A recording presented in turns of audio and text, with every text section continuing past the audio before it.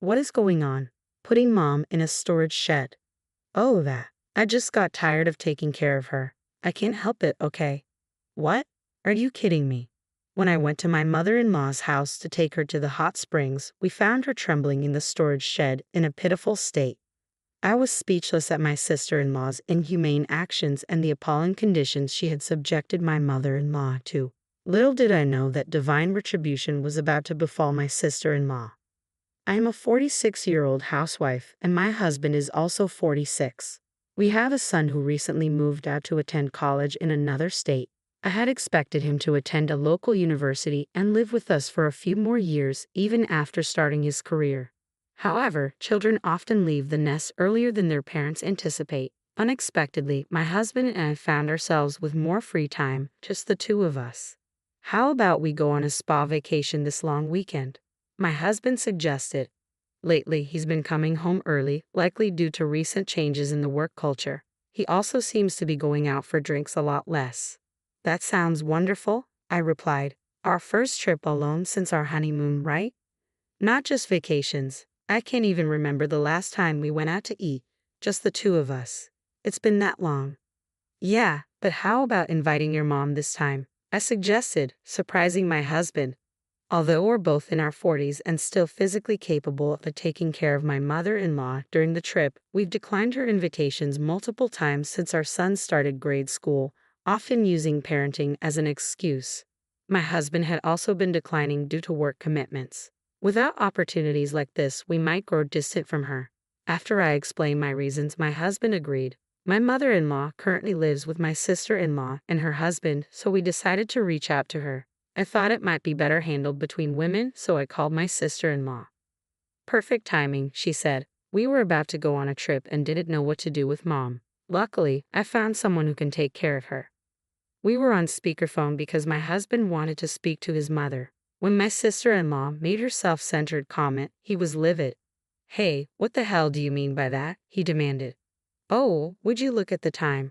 We're going to miss our flight. My sister-in-law brushed off his concern, emphasizing her own busyness and abruptly ending the call. What the hell is my sister doing? Is mom okay with her acting like that? My husband fumed. The excitement of reuniting with his mother after so long was overshadowed by growing anxiety. We need to go there right now, he declared urgently. The in-laws' house is situated in the same city, though our neighborhood is a newly developed area that has expanded over the last 2 decades. In contrast, the vicinity around their home still boasts houses dating back to the 1920s.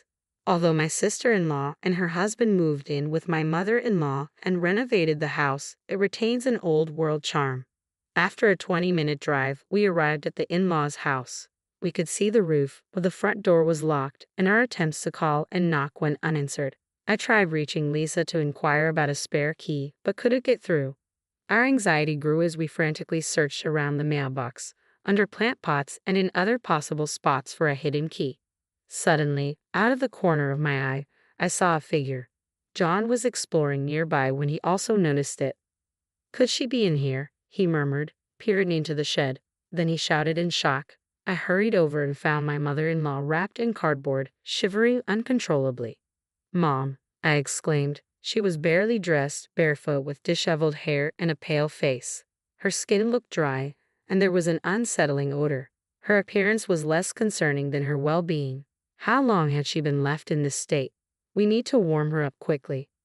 I know, damn it. Should we break the window to get in? John suggested urgently. Hold on, what about the backyard window? It might be open, I proposed. The backyard was shielded from the street, offering a chance that they might have forgotten to secure it. John hurried over and, as I had hoped, found the window unlocked. He entered the house, unlocked the front door, and brought his mother inside. From then on, we operated with seamless coordination, like a well-rehearsed team. I warmed the room while John wrapped her in blankets. I changed her clothes while he prepared the bath. As I bathed her, he readied the bed, and together we settled her in. Oh, it's so warm. It's like heaven, his mother murmured, closing her eyes as she seemed to drift off to sleep. Your mom should have a family doctor at her age, right? I suggested, contemplating the urgency of the situation. We needed medical assistance but couldn't locate her room. As I searched for a change of clothes for her, I couldn't shake an uneasy feeling. It became evident we were facing a life-threatening scenario, prompting me to borrow clothes from Lisa. Despite her extensive wardrobe, none of the clothes seemed suitable for my mother-in-law. We scored for her insurance card and prescription information to no avail, leading us to search online for a doctor who could conduct a home visit. Once secured, John promptly alerted the authorities. Upon arrival, the doctor emphasized the critical timing of our intervention. Delay could have been disastrous, especially given the severe winter conditions and the potential for snow in the mountains. The examination revealed signs of malnutrition and dehydration from severely limited food and water intake. Additionally, her neglected living conditions had caused a distressing skin rash and even lice infestation, a shocking development in modern times. The doctor prescribed medications and urged us to arrange a follow-up with her regular family doctor as soon as possible. As we searched for her insurance card and essential items, we came across the contact details for the caregiving service that had been responsible for her well-being. Luckily, it was still saved in the home phone's contacts. Recognizing the urgency of the situation, we reached out to understand what had transpired during the period we were preoccupied with our own lives. After contacting the service, we learned that Lisa had abruptly terminated the contract without prior notice, leaving them unable to intervene further. The caregiver expressed genuine concern for my mother-in-law, mentioning occasional bruises that hinted at possible domestic abuse. They had attempted to address this delicate issue with Lisa, but she had evaded their inquiries. Years of daily abuse? Was my mother enduring this? John exclaimed angrily. Damn it. Yes, we were overwhelmed when our first child arrived, but that doesn't justify neglecting my mother's welfare. I deeply regretted interpreting my mother-in-law's words. It's okay, it's okay. As a mother, it's natural that your child comes first, as mere reassurance. Looking back, our frequent invitations for us to visit may have been cries for help, a plea to escape Lisa's mistreatment. Voicing my regret, I confessed to my husband, who reassured me, it's not your fault. I'm equally responsible, if not more so. Now, only Lisa and her husband hold the truth. We won't know for sure until we hear it from them, but Lisa is capable of such actions without remorse.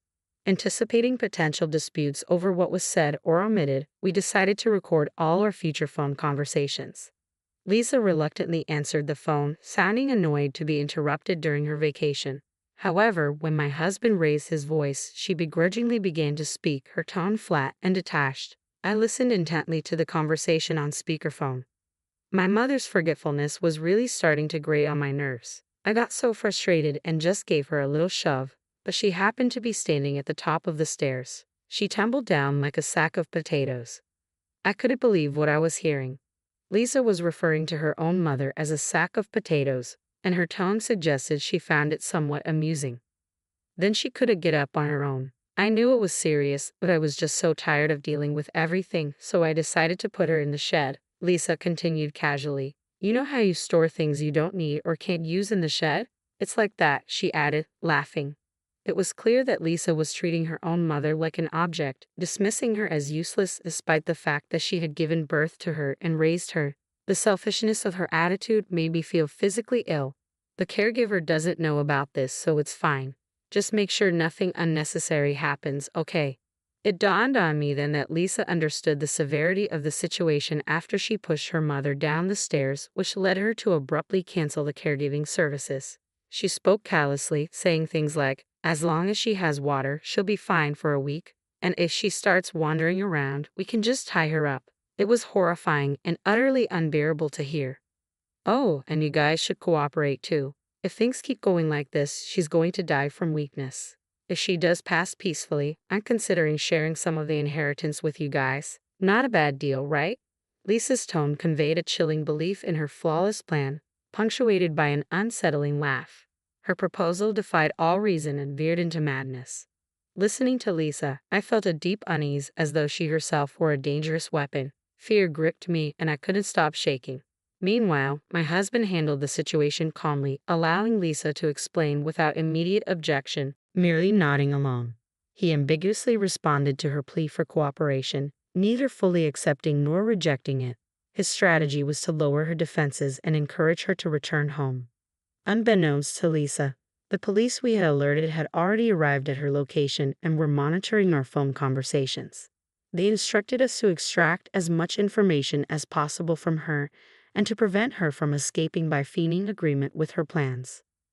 John, my husband, seemed poised to denounce and condemn Lisa's actions outright. I couldn't bear to witness the anguish on his face again, the strain of suppressing his emotions while listening to Lisa.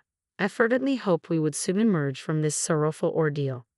Unaware of our collaboration with the police, Lisa and her husband enjoyed their vacation to the fullest. Exactly 1 week after we discovered their mistreatment of my mother-in-law, they returned home. As Lisa spoke about her mother, I casually inquired about their return schedule. Little did they know, the police were waiting to apprehend them upon their arrival. An arrest warrant had already been issued, and they were taken into custody as soon as the document was presented. "What's going on? You're my own brother, selling out your sister to the cops? What a lowlife you are. And you cops, watch where you're touching me. I'll sue you, mark my words." Lisa, a middle-aged woman, spat out her words like a washed-up thug. John regarded his sister with a mixture of disdain and disappointment. "The real lowlife here is you," John retorted calmly. "Hey officer, that guy, my brother, he's a sly fox, always been a liar with a honeyed voice," Lisa continued, attempting to smear my husband's reputation. She then boldly asserted, "Mom has been suffering from dementia for years. No matter how many times I explain it, she insists the storage shed is her home. Isn't it better to let her do as she pleases? Even doctors say that yelling at dementia patients only makes things worse." But we already had Lisa's confession recorded. When John played back the phone conversation, Lisa and her husband paled visibly and sank to the ground. "From now on, you'll be behind bars. We've already completed the necessary procedures while you were away. Don't act so superior, dumping the responsibility of that helpless old woman on us. You have no right. You insisted on remaining childless so you could care for our aging parents instead. It was you, Lisa, who asked us to forfeit our share of the inheritance," my husband said calmly. "It seemed this was an arrangement they had made before John and I were married. You were the one who broke the pact first. If it was too much for you, you could have told me. That would have been fine with me," John said with a choked voice, expressing his readiness to care for his parents. Lisa's initial plan was to care for her mother in exchange for claiming all of the inheritance. However, her mother unexpectedly remained resilient and lived longer than expected. Unable to tolerate this, Lisa devised a plan to make her mother's passing appear natural due to frailty. As for the ownership of the family home, it remained in their mother's name since their father's death. Fortunately, the property was not in Lisa's name. Therefore, we decided to demolish the deteriorated family home and convert it into an empty lot. We plan to sell the lot later. The demolition date has already been set, so please remove your personal belongings as soon as possible. "You must be joking. I'm under arrest, you idiot. How am I supposed to do that?" "We've rented a storage unit for 3 years to store your belongings. It will be paid for from your savings," John informed Lisa. "What? Who gave you the right to make decisions on your own? You used to be a crybaby, always running to your big sister. Now suddenly you've grown a spine." Lisa raged, incensed that John had taken charge of her finances. Despite her protests, John remained composed. He added that if the lease couldn't be extended after 3 years, they had the right to dispose of the contents. Lisa could only stare in disbelief, unable to argue. It was a clear victory for us. The police intervened, declaring that enough had been said. They escorted Lisa and her husband into a waiting police car. Resisting until the last moment, they were carried away like uncooperative luggage. In the days that followed, the demolition of our parents' house proceeded smoothly. It turned out that my mother-in-law had not been suffering from dementia after all. Her forgetfulness was simply a part of aging, a common experience that doesn't typically inconvenience others. I too sometimes forget what I was about to do, only to recall it later. Similarly, my mother-in-law was like that. Thanks to her, Lisa had no legal grounds to contest the decision to demolish the house, as my mother-in-law was the rightful owner. Since Lisa and her husband didn't retrieve their belongings from the house, we proceeded with the demolition, leaving their possessions inside. Now they are incarcerated. It appeared they were unaware they could have preserved their belongings by making appropriate arrangements such as hiring a company to move them with the assistance of a court-appointed attorney. Their actions became widely known after being featured on television in a segment titled "True Stories That Seem Unbelievable," likening their behavior to a modern-day abandonment of elders. Subsequently, Lisa and her husband were charged with elder abuse and neglect by the authorities responsible for their protection. They were found guilty and are likely to face a significant period of incarceration. We successfully sold the vacant plot for a substantial sum. In addition, we decided to sell our current house, located in a highly sought-after area, which fetched a good price even as a used property. With these funds, we built a new home for the three of us, including my mother-in-law, in a location where we envision spending our elderly years comfortably. The new house is single-story and designed to be elderly-friendly, situated in a town with convenient bus services and excellent care facilities. Since moving, my mother-in-law has shown remarkable improvement in her health. She walks with a straight posture and faithfully performs her daily morning exercises. She now enjoys gardening with me, tending to our vegetable patch every day. Soon, we'll be enjoying the fruits of our labor